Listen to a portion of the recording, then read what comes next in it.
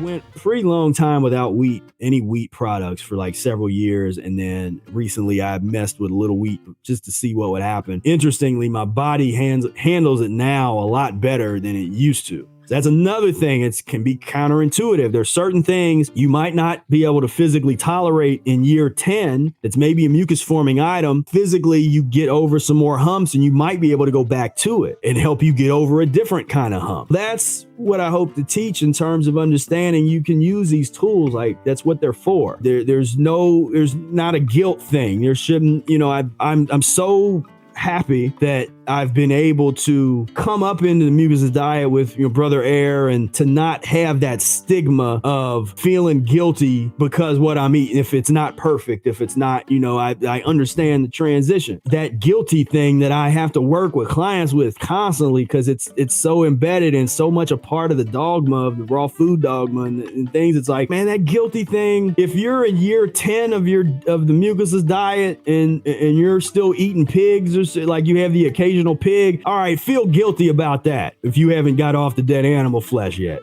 But if you're transitioning, you're off the animal stuff and you're dealing with what you're dealing with, guilt doesn't help anything. It's not a positive, it's not going to give you motivation. It's going to pull you down as soon as you allow that guilt to be there. And when that guilt's there, you're not accepting reality. That's part of the problem. You're in denial. There's a denial, there's a guilt, because you feel you should have done this thing that you couldn't do, and you're mad, like you lost this game or something. And it shouldn't be like that. The part of the art of this, when you make this look good, is you just shift. I mean, sometimes before I crave mucus, I might eat a meal that has some mucus in it because I know it's coming. I head it off at the pass. Like, okay, yeah, all right, I've been in this mode a while. Let me go on ahead and let me get out the little vegan patty or whatever.